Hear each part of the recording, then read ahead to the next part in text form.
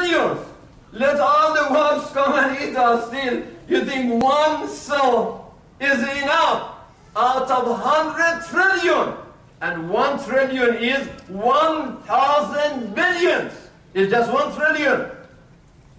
And that is how it is possible for Allah subhanahu wa ta'ala to do this. It's not a big deal for him. He needs only one cell, with all the information in that. Now then the kuffar raised the third question. It says, okay, you said it's possible to do that, and you said God is going to do that, but tell us, Ya Muhammad, when this is going to happen. Can you give us the time of the Day of Judgment?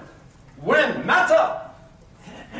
Well, the answer was that only Allah knows, but it's not going to be too far from now. Garib. Why you don't tell us? First of all, even the Prophet doesn't know exactly when the Day of Judgment is going to happen. And the wisdom behind that is that اعمل لدنياك كأنك تعيش أبدا واعمل لآخرتك كأنك تموت غدا. If we knew exactly the Day of Judgment, then we may have different life. But to have an active, productive, positive, strong life is better that we have no idea when the Day of Judgment comes. Then we are as active, as responsible as we think that we are going to stay in this life forever. But then the Quran says, قُلْ عَسَىٰ أَن يَكُونَ قَرِيبًا. It's not going to be too bad. The Day of Judgment is qarib. And on that day, because even when our qiyamah starts when we die, and we are not very far from that, right? If the beginning of the qiyamah is the day that you and I die, then our qiyamah starts from then and it's qariban. So the first step towards the qiyamah starts very, very soon.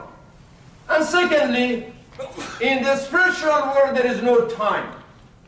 There is no how many hours when you live in a spiritual life after this death, then the matter of time does not make sense. There is no such a thing as time in spiritual world.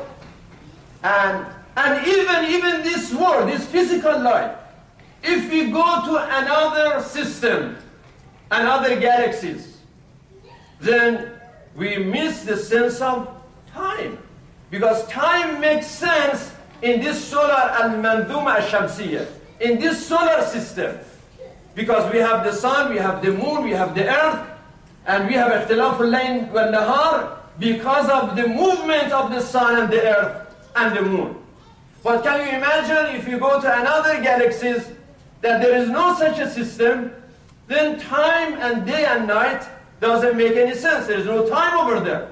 It's just concept that we understand.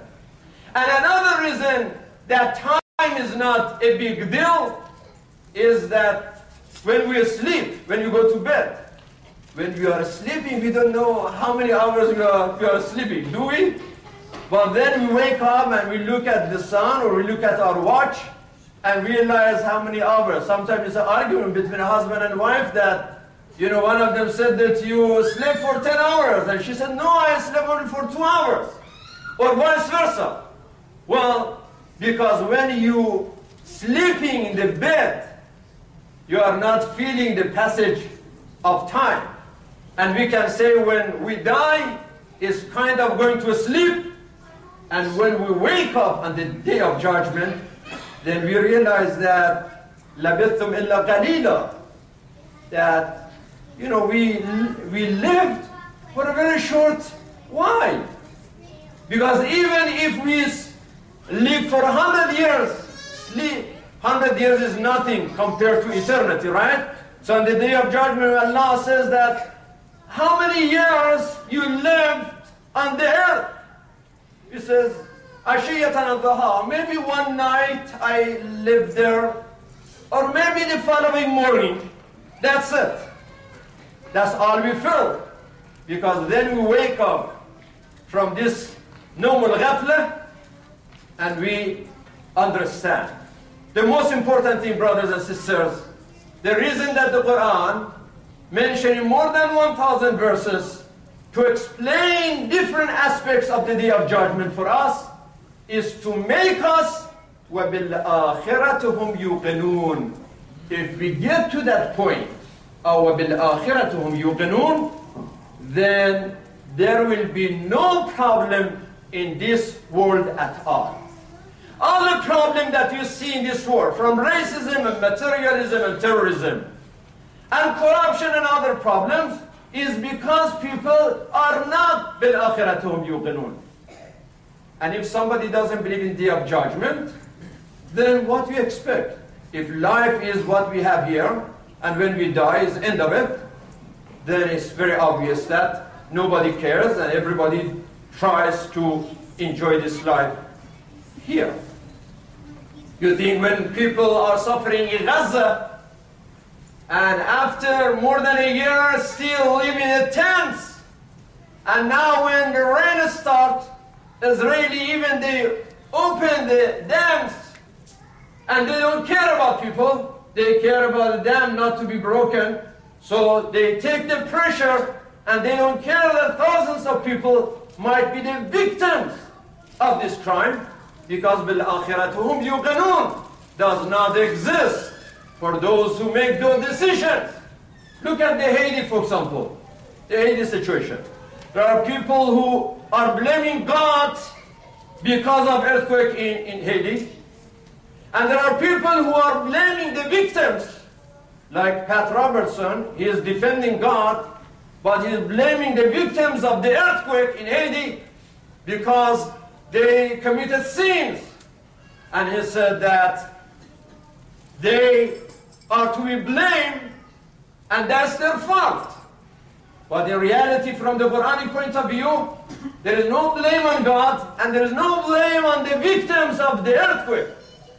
The blame is the human greed and human arrogance and human injustice and the dictatorship and corruption of the politics, who put people, innocent people, in poverty, that they have to be vulnerable and weak when they face a natural disaster. So human nafs should be blamed. And this is why, brothers and sisters, from this Sunday, in our breakfast, which starts at 11 o'clock this Sunday, I'm starting a Quranic discussion under Ma'rifatul Nafs.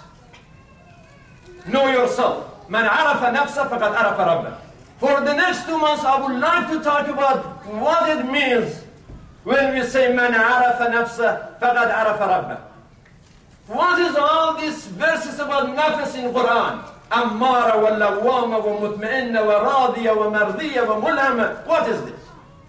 Why nafs is so important that Allah yuqsim 9 times? He said, I swear, وَالشَّمْسِ وَالضُّحَاهَا وَالْقَمَرِ إِذَا طَلَعَهَا وَالنَّهَارِ إِذَا جَلَّاهَا وَاللَّيْلِ إِذَا يَغْشَاهَا وَالسَّمَاءِ وَمَا بَنَاهَا وَالْأَرْضِ وَمَا طَحَاهَا وَالنَّفْسِ وَمَا سَوَّاهَا. Why is it so important that 9 times? That's the only time in the Quran that Allah yuqsim 9 times just to talk about وَالنَّفْسِ وَمَا سَوَّاهَا. Why the issue of nafs is so important. I'd like you to participate in the breakfast, to support those sisters who are making this breakfast, and from this week, inshallah, it's going to be close to the like a brunch kind of thing, somehow breakfast and lunch, to support that and to bring our family, because I like to talk about Quran. I've been talking about the Quran last 4 or 5 years in Salat al-Jum'ah, you know that. We covered many chapters of the Quran. But this week I was thinking, if I go through the Tafsir al-Quran the same speed, I need another 50 years to finish the Quran. I don't know that God is going to give me. I wish He give us all opportunity and tawfiq al-hayat wal-as-sihha wal-kalam, but we are not sure. That is His decision. Because God doesn't need me to do complete this tafsir. He has many people who can do it much better than I do. So that's His decision. But then I thought that to cover more of these beautiful verses of the Quran and chapters, I'm going to also include the Sunday service, cover the Quran. The difference is in Salat al-Jum'ah we go verse by verse, but in Yawm al-Ahad we go by the subject. And this subject makes me more comfortable to fly over the whole Quran. When I talk about nafs, I can go through the whole ayat al-nafsaniyah in the whole Quran and bring you this gift of education and information. And I like this help from you, brothers and sisters, through Salat al-Jum'ah, through Yawm al-Ahad, and also other occasions. The Asabi, for example. House of Wisdom doesn't have so many of Asabi, and please promote this, not because we need people's money. The Esra'a is not about money, it's about education. If somebody doesn't have even money, a family is poor, doesn't want to, or is not able to pay money for those poor, House of Wisdom doesn't care about that. Alhamdulillah, we can handle that. But it's about education, that we have this wisdom in this house, the wisdom of the Quran, to share with our community, to let us honor that, let us appreciate that, and let us promote that. It doesn't have to be in one place. All our buyutullah, all the houses of God, and you have like 2, 3 janazah and usbu in one place, while other places can honor the family and honor the situation in a right way. So this is a good understanding that I like you, brothers and sisters, to help House of Wisdom to go through. Of course, we need another 20 weeks to complete Surah Al-Esra'a, by the way. We are in the middle of this chapter. So far, I've given 20 khutbah about Surah Al-Esra'a, and we need another 20 Jum'ahs, inshallah, to finish with this chapter. There are so many beautiful subjects that we are going to still deal in this khutbah. Yes, alunaka an ruh. We are going to talk about what is ruh. The story of Adam and Shaitan is part of this Surah Al-Esra'a. وَلَقَدْ كَرَّمْنَا بَنِي آدَمَ. What does that mean? كَرَّمْنَا بَنِي آدَمَ means also الظَّلَمَ مُسْتَكْبِرِينَ. All of them كَرَّمْنَا بَنِي آدَمَ. We need to understand so many things, and inshallah with your participation and being consistent, and consider that the khutbahs are part of the salat, and being on time and consistent, and encourage everyone for this educational and spiritual opportunity every Friday, every Sunday, and every other occasion at the House of Wisdom, that inshallah we can improve our education of the Quran and the faith. Allahumma ighfir lil mu'minina wal mu'minat wal muslimina wal muslimat al-ahya'i minhum wal amwat wa tabi' bainana wa bainahum bil khairat innaka mujibud da'awat wa ila as-salati inna